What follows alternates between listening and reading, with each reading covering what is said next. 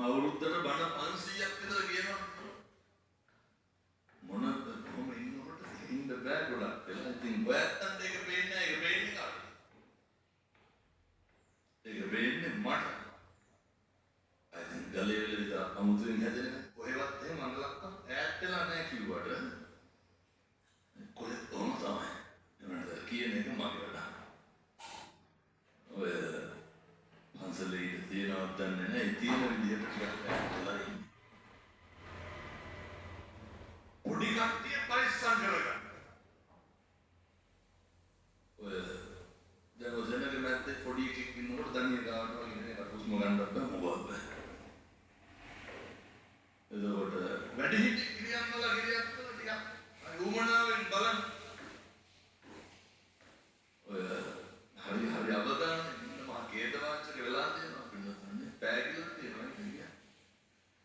අවසානයේ නවුස් කරන්න තියන්න එපා. යතුරු කැරලි 15ක් විතර වේදිකාවට ගේනවා කාගේද කියලා නවුස් කරනවා.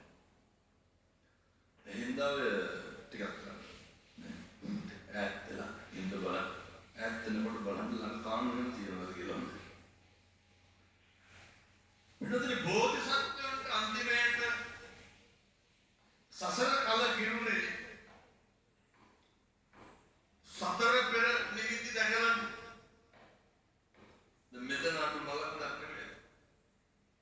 ඒක තුනක් ලෙඩ වෙනවා මහල් වෙනවා. ආම්දුර. ඔය කවද්ද කලගිරු කවද්ද අපිරිය කවද්ද යථාර්ථයේ තේරුම් ගියේ ජීවිත පුරුදු වෙන මිනිස්සෙක් කියලා ඉපදුනා අපි ලෙඩ වෙනවා අපි ව්‍යාධියටපත් වෙනවා අපි මැරෙනවා කියලා තේරුම් ගන්න. එතකොට අපේ තියෙන ඔය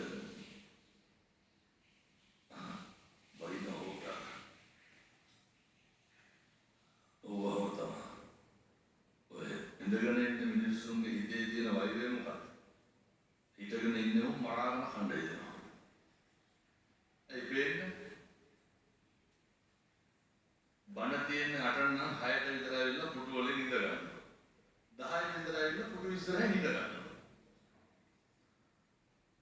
කේන්ද්‍රීය සාකච්ඡා ඔය අයව ඕනේ.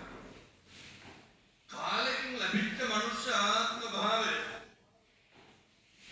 මතක තියාගන්න. මේක වෙනතුරු නිස්කාරණේ නාස්ති කරන්න එපා. මේක නිස්කාරණේ අපත් කරන්න එපා. මරණානුස්සති කමඨහන් දේශනාව තුල භාග්‍යවතුන් වහන්සේ පැහැදිලි කරනවා බුදුහාමුදුරුවෝ උගන්වන කමඨහන් දේශනාව තුල දෙකක් ඩොට් වෙන්න දෙකක් කොහෙන්ද බෑ. ඉවසගෙන ඉන්න බොහෝ දේවල් නේ. කන්තරස්සෙන් නිරංජනයෙන් පයින් දෙකම බෑ. දෙකෙන් එකක් තමයි පුළුවන්. එනිසා පින්නතුන් ඊට පාඩු තියෙන ප්‍රමාණය හැටියට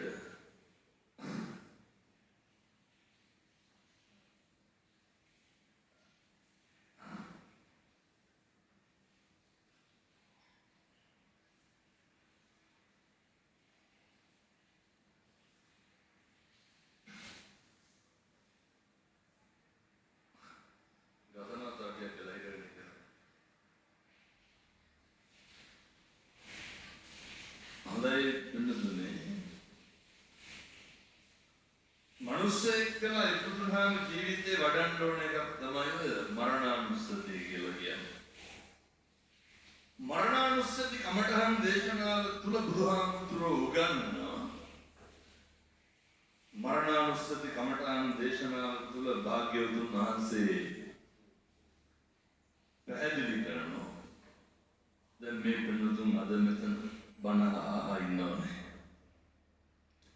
ඉතින් හෙට ගෙදර ගියා කියලා මොනවද අපිට පොඩි අර කලන්තයක් ඇති වෙනවා. මේ හැම කෙනාම මිනිස්සෙක් විදිහට මේ ජරාව ව්‍යාධිය කියන එක මෙනෙහි කරනවා. එතකොට අපේ තියෙන කැත ගති අපේ තියෙන කැතකම් නැති වෙලා යනවා. උන්වහන්සේ දේශනා තුළ අවස්ථා 7ක් පැහැදිලි කරනවා. ඉන් එකකගේ තමයි පැහැදිලි වෙන්නේ අවබෝධ කරගන්න පුළුවන් වෙන්නේ.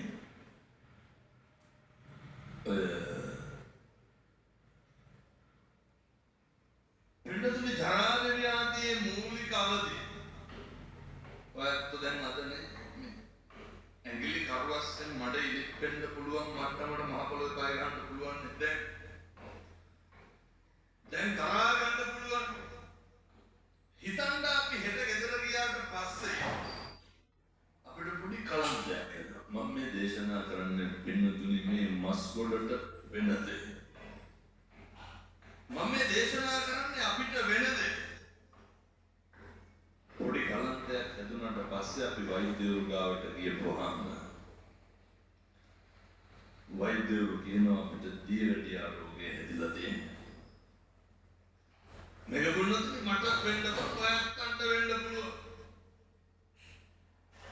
ඊට පස්සේ දියවැඩියා රෝගීන් වෛද්‍යවරු දෙන ප්‍රමුඛතම අවවාදයක් තමයි කකුලේ තුවාල හදාගන්න එපා කියලා. මේ අපි මස් ගොඩ නඩත්තු කරන්නේ අපිට